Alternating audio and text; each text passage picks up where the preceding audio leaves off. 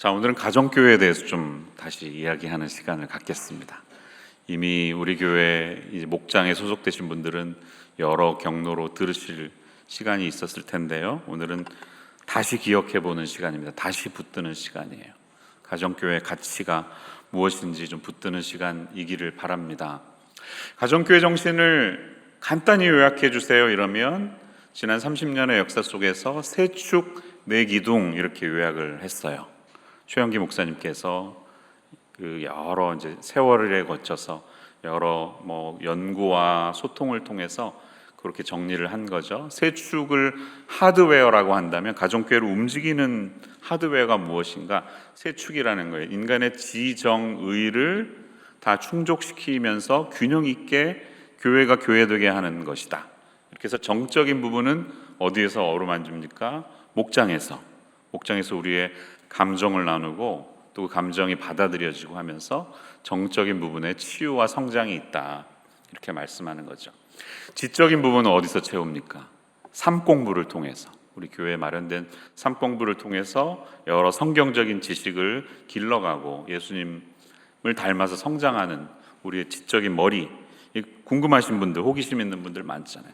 삶 공부를 통해 하시라는 거죠. 그리고 의지적인 부분, 지정의, 마지막 의는 주일 예배를 통해서 하는 것입니다. 연합 목장 예배, 목장이 함께하는 예배인데 주일 예배를 통해서 제일 중요한 것은 하나님 앞에 결단하는 것이죠. 만약에 크리스찬이 아니신 분들은 예수를 믿기로 결단하는 거고, 크리스찬이신 분들은 더 내가 헌신하기로 결단하는 그런 시간. 이것이 가정교회를 움직이는 것이다. 다 알고 계시죠? 왜 처음 듣는 표정이세요? 네, 내 기둥은 뭔가요? 소프트웨어. 그러면 그 가정교회를 바치고 있는 정신은 무엇이냐? 그랬을 때 첫 번째는 뭐예요? 교회가 존재하는 목적이 뭐냐 이거예요. 교회가 왜 존재하는가? 지난주 말씀이었죠. 수요일날 모든 민족을 제자로 삼아 아버지와 아들과 성령님을 세례를 주고, 그러니까 영혼을 구원해서 제자 삼아라. 너무 많이 들으시죠? 우리 교회도 주보의 맨 앞에 있고요. 모든 가정교회가 사실은 이 캐치프레이즈를 이야기합니다. 잘 정리해 보니까 주님이 하신 여러 가지 말씀들을 정리하고 되새겨 보니까 결국은 유언처럼 승천하시기 전에 강조하신 이것이 교회의 존재 목적이다. 여러분 다 동의하시나요? 교회가 존재하는 여러 이유가 있습니다. 이렇게 5가지 그런 얘기 많이 하잖아요. 릭 워렌 목사님이 하셔서 그래서 우리는 예배하기 위해 존재한다. 교제하기 위해 존재한다. 또 훈련이 필요하다. 사역을 해야 된다. 전도해야 된다. 이 5가지를 하트로 표현하기도 하고 여러 방식이 있습니다. 굉장히 균형적인 모습으로 잘 봤어요. 그리고 그 모든 것이 어우러져야 우리가 성장할 수 있는데 결국은 제일 중요한 건 뭔가 이거예요. 결국 이것을 쫙 엑기스로 만들면 주님이 원하시는 것은 잃어버린 영혼들이 예수님 앞에 돌아오는 거 아니겠습니까? 동의하시죠? 그리고 돌아오는 데서 끝나지 않고 주님의 형상을 닮아가서 계속해서 성화의 길을 걸어가면서 성장하는 것, 그것이 제자됨이라고 표현한 것입니다. 그리고 지난주는 제가 그것이 모든 민족에게 이루어져야 된다 이렇게 강조했습니다. 우리뿐만 아니라 모든 언어와 종족 그룹에까지 다 이 사명을 이루어드리는 것이 우리가 존재하는 목적이다 이렇게 말씀드렸죠. 첫 번째 기둥이에요. 두 번째 기둥은 뭐예요? 제자 훈련 방식 어떤 식으로 했냐 이거예요. 교실에서가 아니라 현장에서 이렇게 말씀하셨죠. 또 지식을 전달하는 게 아니라 능력을 배양한다. 예수님이 그들과 함께 하셨고요. 가셔서 귀신을 쫓고 하는 권능을 부여하셨습니다. 그러니까 제자 훈련은 현장에서 이루어졌고 머리가 커지는 것이 아니라 귀신을 쫓는 것으로 상징되는 세상에서 능력을 가진 크리스찬으로 만드시기 원하는 것. 그게 예수님의 제자 훈련 방식이었다는 것이죠. 그래서 이렇게 일방적으로 가르치는 교수처럼 제자 훈련하신 게 아니라 함께 있었다는 거죠. 보여주는 식으로. 봐, 내가 살아가는 삶이 이거야. 이렇게 했다는 것이죠. 그게 두 번째 붙드는 기둥이에요. 가치예요. 세 번째는 이제 성경적인 사역 분담. 사역을 누가 하느냐 그랬을 때 목회자의 사역을 여러분이 돕는 게 아니라, 목회자가 목회를 하는 게 아니라 목회자는 성도들이 목회할 수 있도록 세워드리는 역할이다. 많이 들으셨죠? 오늘 제가 이 얘기를 좀 하려고 해요. 네 번째는 섬기는 리더십.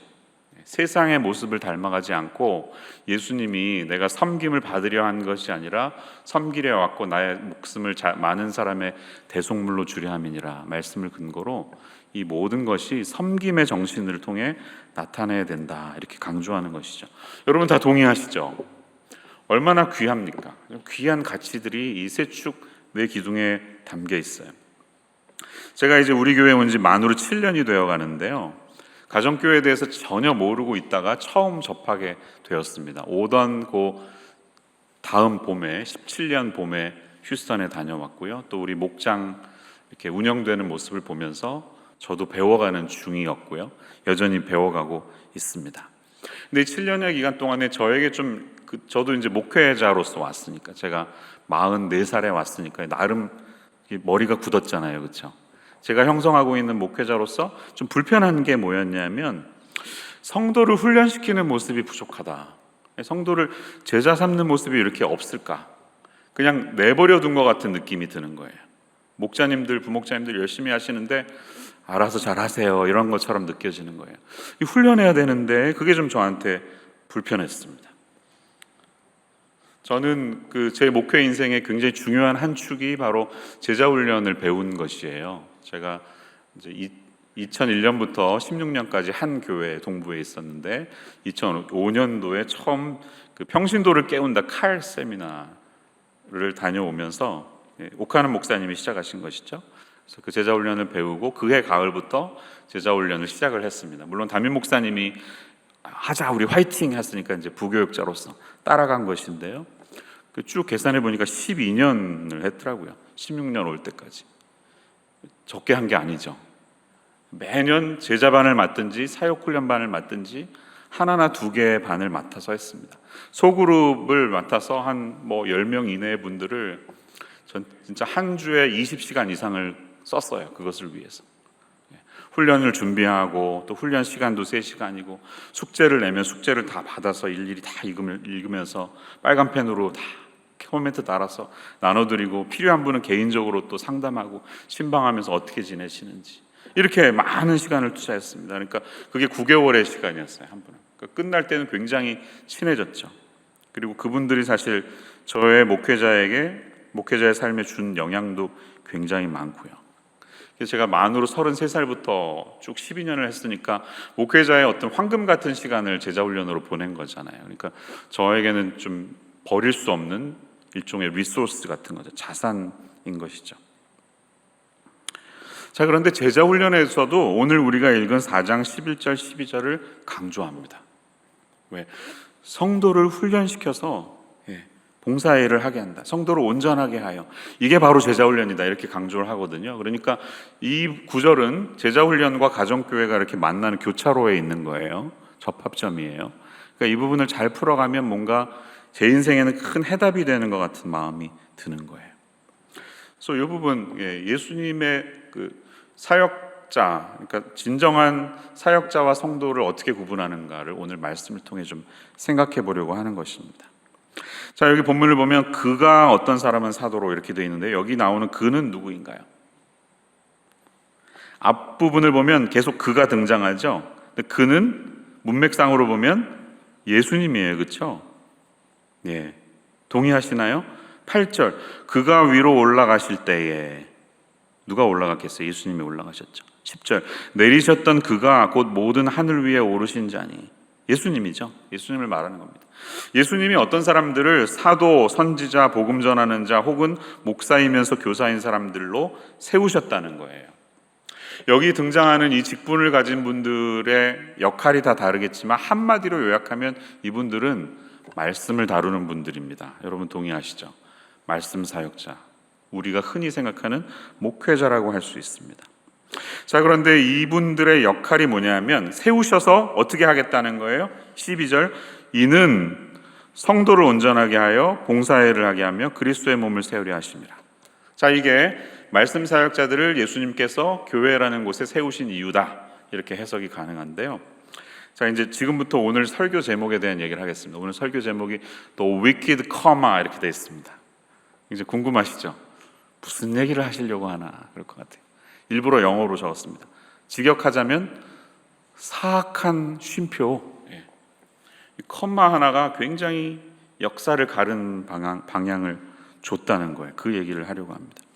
영어 성경 중에 제일 전통과 역사가 있고 유명한 성경은 뭔가요? 킹 제임스 버전이죠. 킹 제임스 바이블.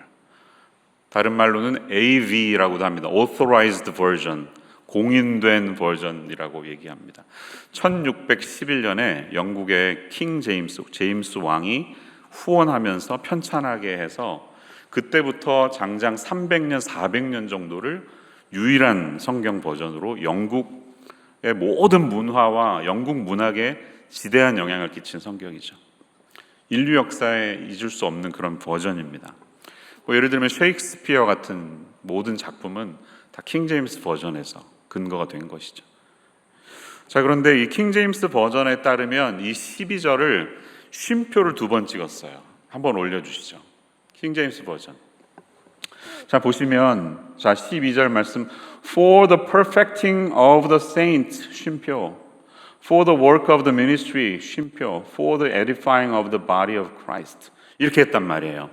자, 근데 이것을 이렇게 쉼표가 2개가 찍히면서 3개로 나뉘었다는 것은 킹 제임스 버전을 보면 예수님이 여러 말씀 사역자를 세운 이유는 이 3가지를 위해서다.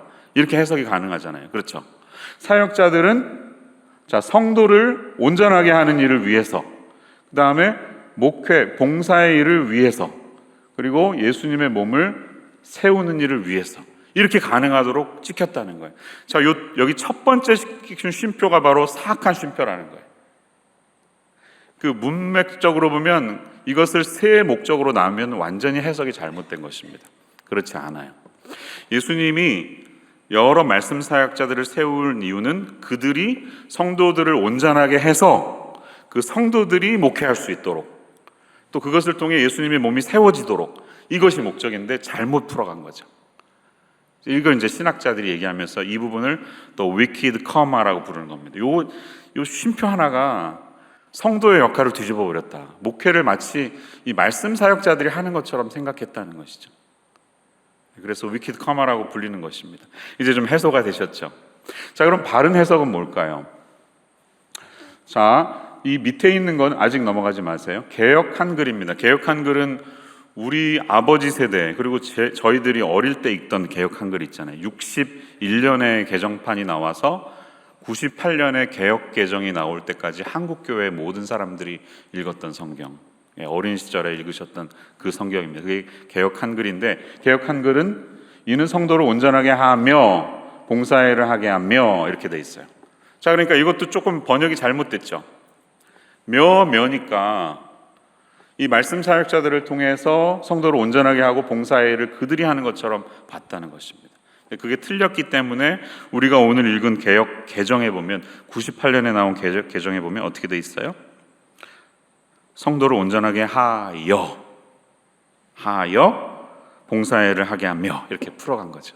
이해가 되시죠? 바르게 번역한 겁니다. 자, 그래서 이제 영어로 보면 이것들을 잘 풀어간 다음 페이지 보겠습니다. 보면 표준세 번역, 이건 좀 쉽게 번역된 책이죠. 잘 번역했습니다. 삼으신 이유는 그것은 성도들을 준비시켜서, 누가? 목회자들이, 말씀 사역자들이 준비시켜서 봉사회를 하게 하고, 그러니까 성도들이 하는 거라고 분명히 번역이 됐죠. 그리스도의 몸을 세우게 하려고 하는 것입니다. 잘된 번역입니다. NIV 성경을 보겠습니다. 제대로 했습니다. To prepare God's people for works of service. 그러니까 이 섬김의 일은 누가 하는 거예요? God's people, 성도들이 하는 거죠. 그렇게 분명하게 의미가 전달이 됐죠. So that the body of Christ may be built up. 이렇게 돼 있습니다. 제가 가지고 있는 ESV인데요. ESV는 제가 올리진 않았지만 ESV도 잘 번역을 했어요. To equip the saints for the work of ministry. 이렇게 번역했습니다. 그러니까 이게 맞는 거죠. 자, 우리 교회가 그동안 많은 세월 동안 목회의 영역을 마치 목사에게 다 있는 것처럼 그렇게 착각했다는 거예요. 그래서 존 스타트 목사님이 그 본인의 주석에서 그런 얘기를 하신 게 기억이 나요. 교회는 목사가 운전자가 아니다. 목사가 운전대를 잡고 있고 성도들이 마치 버스의 승객인 것처럼 목사가 잘 운전하기를 쳐다보고만 있는 거죠. 이게 교회의 모습이 아니라는 거죠. 여러분 동의하십니까? 이 버스라고 하는 교회의 몸은 누가 몰고 가는 겁니까? 다 같이 몰고 가는 겁니다. 다 같이. 저희의 역할은 뭐예요? 오히려 저희의 역할은 성도님들이 목회의 일을 잘 할 수 있도록 세워드리는 역할이에요. 그래서 이 부분을 좀 더 원어를 살펴보면 온전하게 하다는 그 단어는요, 어떤 인격이나 사물이 제 역할을 할 수 있도록 잘 그 자격을 갖추어 드리는 것을 의미합니다. 그때 온전하게 하다 이렇게 되어 있습니다. 그래서 이 그림은 두 가지 그림이 있는데, 첫 번째 그림은 인간의 뼈가 제대로 맞춰져 있는 상태를 말하는 거예요. 270 몇 개의 뼈가 있죠, 사람에게. 근데 그게 하나도 틀림없이 잘 맞춰져 있을 때 이 동사를 쓴다는 겁니다. 두 번째 그림은 그물이, 고기를 잡는 그물이 하나의 구멍 없이 잘 꿰어져 있는 것을 표현할 때 의미하는 거예요. 그렇잖아요. 뼈가 잘 맞춰져 있어야지 제대로 달리기를 할 수 있는 거고, 그물에 구멍이 없어야지 한 녀석도 빠져갈 수 없잖아요.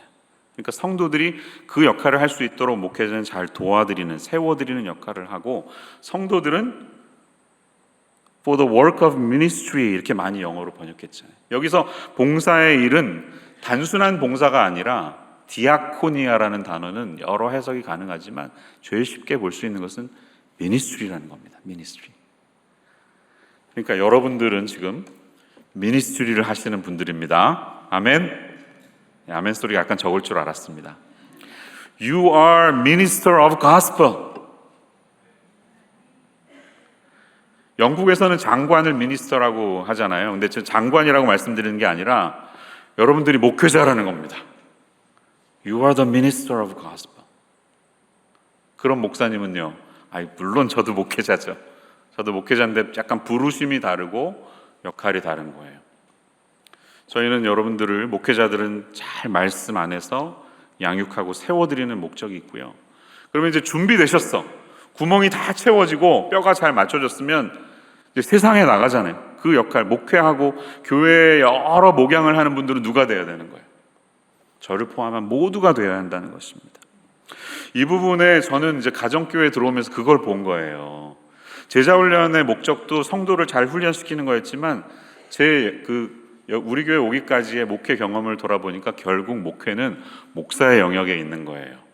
그래서 여러 소그룹의 리더, 순장이라고 불렀는데 리더를 하지만 결국 그 모든 내용들은 그것을 슈퍼바이즈하고 있는 약간 위에 계신 누군가에게 모든 내용이 전해져야 되는 것이고, 그 모든 책임은 그 목사가 지는 것입니다. 그러니까 성도들이 목사의 목회를 돕는 역할이다, 이 말을 부인할 수가 없죠. 근데 가정교회에 들어와 보니까 자주 구호처럼 이야기하는 말이 이게 정신이고 맞는 것이다라는 데 동의가 돼요. 그럼 어떻게 얘기하냐면, 가정교회 목회자는 목자의 목회가 성공할 수 있도록 돕는 사람이다. 이 말이 너무 와닿는 거예요.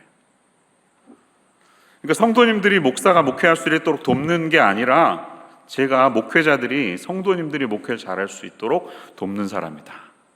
완전히 인식의 변화가 일어나는 거죠. 누군가에게는 코페르니쿠적인 인식의 변화를 불러일으키는 것입니다. 사실 그동안 많은 목회 영역이 목사 한 사람에게 갇혀 있었기 때문에 얼마나 많은 교회들이 상처와 아픔을 겪었고, 그냥 배우지도 않고 묵묵히 한두 사람의 리더를 잘 따라가는 성도가 착하고 모범적인 성도인 것처럼 얼마나 우민화를 시켰습니까? 쉽게 말하면 성도의 우민화 때문에 교회가 병들게 되었고요. 종교개혁을 통해서 성경을 우리 민중들의 손에 가져다 주었음에도 불구하고 이 부분에 있어서 극복을 하지 못했기 때문에 이 가정교회가 말하고 있는 이 영역, 목회를 누가 하는가를 잘 정의했을 때 그것을 신학자들은 제2의 종교개혁이라고 말하는 겁니다. The Second Reformation. 만약에 이것이 제대로 우리 현실 교회 속에서 잘 이루어질 수 있다면 얼마나 교회가 달라질 수 있을까요? 저는 그런 상상을 해봅니다. 정말 한두 사람의 사례를 받는 사람이 풀타임이기 때문에 당신은 페이 받는 사람이잖아, 책임지고 해, 그리고 우리는 옆에서 잘 하는지 못하는지 볼 거야 라는 인식보다는 이 예수님이 우리 교회를 세우신 이 귀한 사명을 내게 주신 목양의 현장으로 받아들이면서 우리가 흩어진 곳곳에서, 우리 가정교회가 몇 개예요, 우리 교회만 해도 그것이 주님이 세우신 목회의 현장이라고 인식하면서 그게 내 영역이다, 주인 노릇을 하라는 게 아니라 주인 의식을 가지고 살아갈 때 얼마나 세상이 바뀔 수 있을까, 이런 꿈을 꾸어 봅니다. 아멘 소리가 나올 줄 알았는데요, 뭐 괜찮습니다. 익숙합니다. 이해가 되시죠? 그래서 제가 가정교회에 와서 제일 많이 배우고 깨달은 건 바로 그 부분이에요. 그리고 그것을 저의 목회에서 어떻게 적용할 수 있을까 계속해서 묵은 때를 벗겨내고 저의 낡은 인식을 좀 걷어내려고 여전히 몸부림치고 있습니다. 오늘 설교는 저를 향한 설교이기도 합니다. 때로 제가 목회를 내 영역인 것처럼 막 독재하면서 내 말대로 왜 안 하는 거야 이럴 때, 목사님 2023년 7월 19일 날 이 설교 하셨잖아요 하고 따져주세요. 목사님 정신 차리세요, 이렇게 한마디 해주시기를 바랍니다. 이번에 또 이 부분을 묵상하면서 제가 좀 제자 훈련에 대해서 자유해지는 경험을 하기도 했어요. 그건 뭐냐면, 제가 12년 동안 하면서 갖고 있는 제자 훈련에 대한 어떤 딱 프레임이 있잖아요. 인식이 있잖아요. 그렇게 안 하면 제자 훈련이 안 되는 것처럼 많이 생각을 한단 말이에요. 근데 성경을 보니까 예수님이 승천하시면서 야, 너희들한테 맡기고 나는 간다, 모든 민족 제자 삼아라, 이러고 이제 떠나셨어요. 성령이 내려오시고 오순절 사건이 일어난 다음에 제자들이 교회가 형성된 다음에 예루살렘에서부터 이제 흩어지잖아요. 쫙쫙 흩어지는데, 그래서 이제 제자가 생겨나는 거잖아요, 사실. 이 인종의 벽을 넘어서. 근데 지금 제가 생각하는 제자 훈련 방식으로 전혀 안 했더라고요. 물론 2000년 전에 문맹자도 많고 누가 뭐 숙제를 하고 뭐 큐티를 하고 귀납적 성경 공부를 하겠습니까? 그런 거 없죠.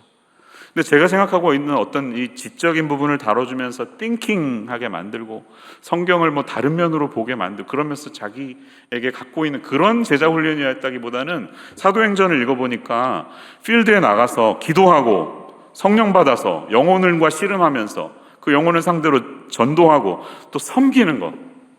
여러분, 교회가 섬겼기 때문에 세상에 칭찬받았다는 거 놓치지 마시기 바랍니다. 성령 받았다는 것은요, 우리가 뭐 뜨겁게 기도하는 것도 있지만 세상에 칭찬을 받는 수준으로 구제하고 긍휼로 섬기는 그것이 있었기 때문이라는 것이죠. 아, 이게 제자훈련이라면 내가 생각하고 있는 제자훈련의 어떤 한 포맷이나 프레임을 고집할 이유가 없겠구나, 그런 좀 자유함을 얻게 되었습니다. 가정교회에서도 아무 일이 안 일어나고 있는 것 같지만 어떤 한 목자님이 잃어버린 영혼에 대해서 관심을 갖고 어떻게 섬기는지를 옆에서 이제 보잖아요. 그러면 그 보고 있는 분들이 어떻게 됩니까? 결국 나도 그렇게 되잖아요. 아, 이게 바로 크리스찬의 삶이지. 누군가를 섬긴다는 것은 이런 것이지. 변화가 되잖아요. 그게 바로 이제 이 가정교회가 말하는 보여주는 제자훈련인 것 같아요. 누가 가르쳐주지 않아도 그 모습을 이미 삶에서 실천하고 살아가시고 계시는 여기 앉아 계신 여러분 모두를 축복합니다. 감사드립니다. 그 귀한 섬김이 있었기 때문에 오늘 우리 교회가 이 자리까지 올 수 있었어요. 수많은 VIP들이 목장을 통해서 결국 세례받고 예수님의 제자 되는 길까지 올 수 있었어요. 다 여러분이 사도행전적인 그 삶을 살면서 섬기시고 기도하면서 그들을 주님 앞으로 인도했기 때문입니다. 그런 의미에서 축복합니다. 자, 여러분, 그러면 이 오늘 4가지 기둥 한번 이렇게 다시 한번 정리해 보세요. 교회가 정말 존재하는 여러 존재의 그 이유가 있겠지만 영혼 구원에서 제자 삼는 일 위에 왜 다른 거를 뭐 내미실 수 있습니까? 찬양대 잘 조직해서 아름다운 찬양 드리는 것 나쁘지 않습니다. 귀한 예배 섬기는 거예요. 그것도 중요합니다. 음식도 잘 만들어서 예배 끝나고 잘 교제하고 기쁘게 사랑을 나누고 할 수 있도록 섬기는 것도 굉장히 중요합니다. 그런데 이 모든 여러 사역들의 궁극적인 목적이 뭐냐는 거예요. 궁극적인 목적은 그리스도의 몸이 세워지는 건데요.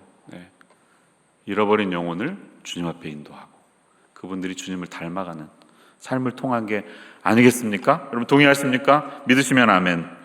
네, 이 말 굉장히 좀 이 표현 안 하는데 믿으시면 아멘. 네, 근데 정말 우리가 붙들어야 되는 거예요, 그렇죠? 아니 그거 왜 교회가 왜 존재하냐는 거예요. 그 유일한 목적이잖아요.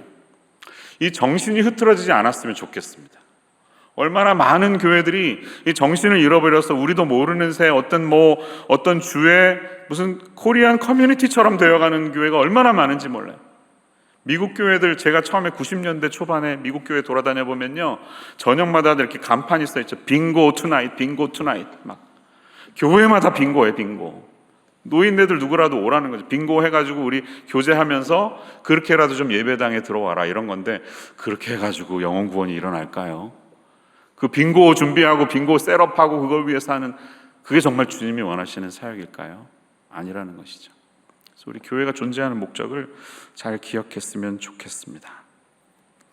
함께 있는 제자 훈련, 지식 전달이 아니라 능력의 배양이 일어나는 삶, 다시 한번 말씀을 통해 붙들 수 있는 저와 여러분이 되시기를 바랍니다. 성경적인 사역 분담, 목회자와 성도의 역할을 이렇게 정확히 말씀이 바로 잡아 주셨으니까 성도님들은 굉장히 존귀하신 분이십니다. 그냥 단순한 군중이 아니에요. You are not a crowd. 누군가 슈퍼스타 한 명이 있고 그 한 명의 말씀 앞에 막 그냥 좌지우지 되면서 그 한 명이 목회할 수 있도록 따라가는 존재가 아니라는 것이, 어느 교회라고 말은 못하겠지만 교회 이름은 홈페이지가 그 담임 목사 홈페이지, 담임 목사 이름이에요. 아무개닷컴. 그렇게 치면 그 교회로 들어가. 이게 말이 됩니까? 어떻게 목회자 한 명이 교회의 모든 것이라고 말할 수 있어요? 교회에 대한 인식이 잘못된 것이죠. 장로교회 교회 헌법에 보면 장로의 역할은 목양과 칠이라고 되어 있습니다. 그런데 우리도 모르는 사이에 장로님들이 목양은 외면하고 칠이만 하는 경우가 얼마나 많습니까?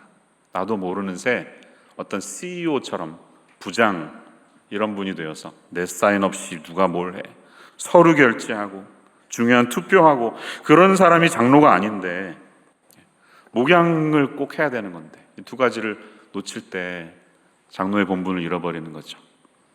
그래서 우리 교회가 이제 가을부터는 이 모든 실무장로님들이 초원직위로 섬기시면서 초원 안에 속한 목자와 부목자님들을 돌보는 역할을 힘들지만 다 하자.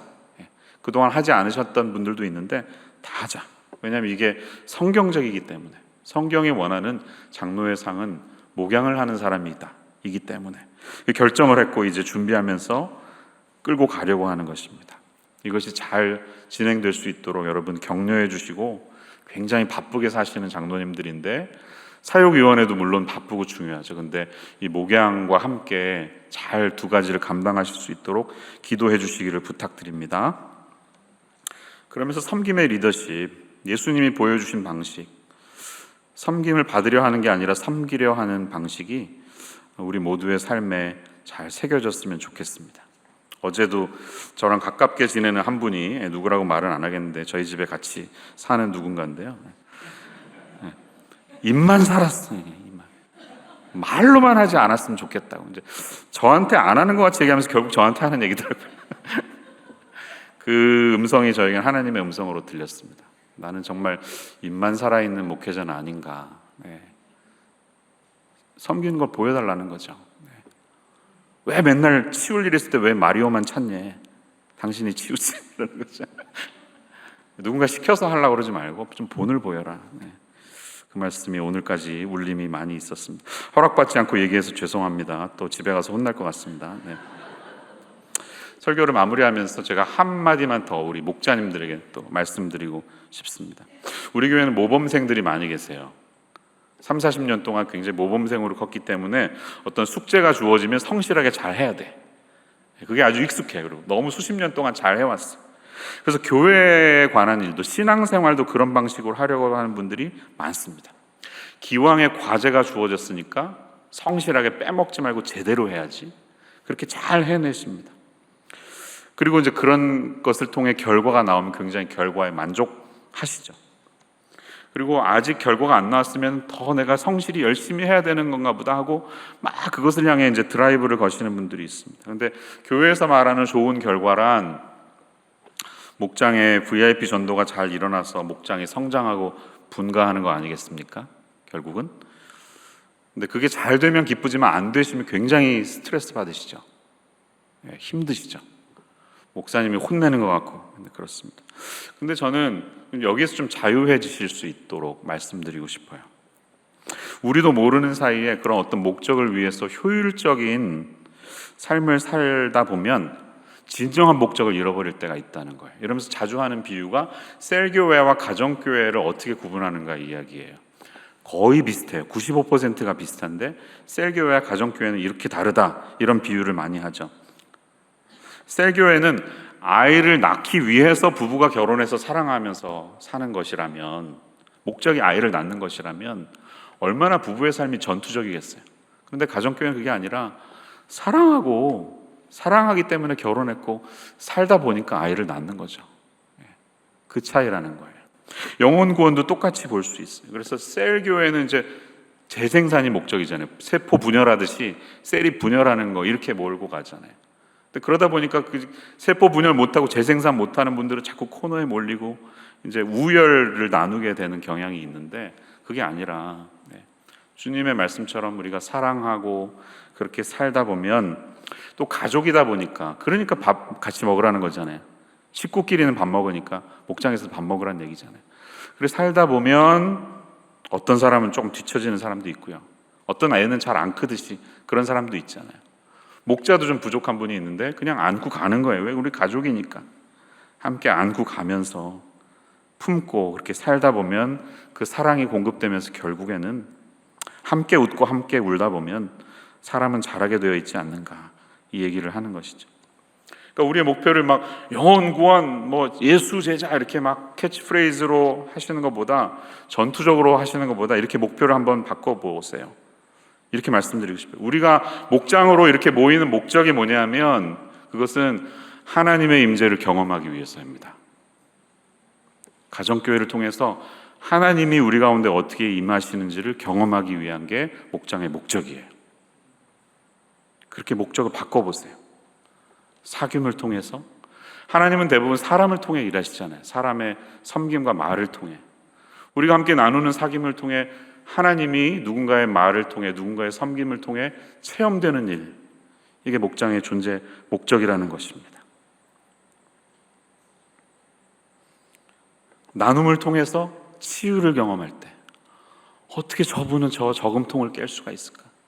나 같은 사람을 위해서 어떻게 새벽 3시에 나와가지고 라이드를 줄 수가 있을까? 감동하잖아요.